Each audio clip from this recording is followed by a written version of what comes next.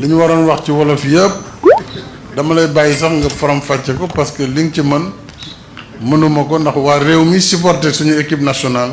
de football te xam ne bu championnat bi démarré ba muy jeex kenn du nelaw ñii ñu ngi ñaan ñii ngi fecc ñii di wëy maanaam ñi nekk ci biti ñooy gën a sonn sax ñi nekk ci terrain bi te nag am yaakaar lool ren ji ne équipe bi ñu yàlla may ci xarañ ci njàmbaar ci mën football ñëpp d'accord nañu ci àdduna bi ne bu ñu leen doon teg ñoo jiitoogum balaa ñu dugg ci terrain ci classement loolu nag dañ ko war a wone ci terrain bi am nañu yaakaar ne boo leen demee Cameroun ci Bafoussam wala Douala wala Yaoundé daa ngeen taxawaayu gaynde nag du tiit du daw du dellu ginnaaw ak lu mu metti il faut que ngeen ñafe ko reyante ko indil ñu coupe bi parce que mën ngeen ko li des rek mooy volonté bi ak li ñu wax fight bi foog ngeen xeex nag foog mu metti foog ngeen jëli ko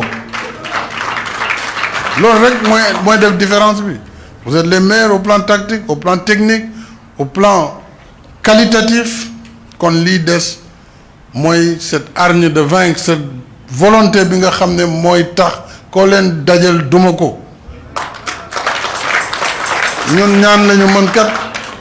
mënuñ dugg ci terrain bi di cëppi-cëppi ça c'est fini ñaan lañu mën dinañ leen ñaanal dañu wàccee kaamil ñu yor bible yi wàccee ay bible ñu yor affaire yeneen yi def ko ñoom Seydou lépp loo leen am boo leen yóbboo génnee ko pour xale yi am ndam waaye nag ñoom ñooy nekk 11 ci terrain bi waaw bu arbitre bi sifflé moom Sénégal yëpp ay toog di voilà ñi am sax palpitation ak yooyu boobu moytuwul dañuy am ay jafe-jafe kon nag gàcce ngaalaama yéen suñu yaakaar yëpp mu ngi ci yéen yal na leen yàlla jàppale ngeen am ndam ndax ngeen def li fi seen mag ñi deful ñoom ñëpp ay jàmbaar lañu ñoom Cheikh Seck génération yi ci topp ñi ma fi lim ñoom Lokot ba ñu dem PSG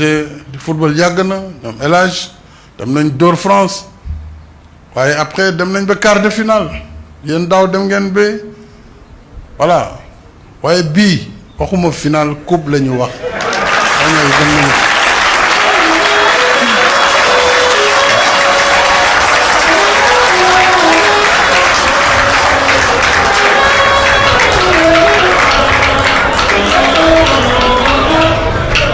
donc loolu su ma ko waxee dem teguma leen loo leen mënul de xam naa ne mën ngeen ko waaw yàlla nag moo ci dugg waaw mais yàlla daf ne na ngeen di sabablu ma jàppale leen donc da ngeen koy gëm bañ a xeeb équipe bañ a jàpp ne bon des na 5 minutes mën nañ play wane jeu bu rafet loolu amul ci coupe amul ci football efficacité la amul da ngeen di def comme Allemagne rek dugal rek même si c'est la 99e na bal bi dugg ngeen gagné après c'est fini en entraînement mën nañu waaw fent dafay kii mais fii gagné la ñu wax donc am nañu yaakaar si yéen vraiment ñu ngi leen di ñaanal aussi te jàpp naa ne vraiment am ngeen mérite parce que du caaxaan moo tax ñu jiite leen première nation du football Afrique ñaata réew fi nekk juróom fukki réew ak ñeent ay réew ñu ëpp doole fuuf ëpp ñu population kon boo leen demee ba am loolu li des mooy transformer ko en victoire sur le terrain victoire bi tam nee naa Sénégal duñ ko xaar ay dem na final loolu c'est pas un challenge pour vous parce que def ngeen ko ba pare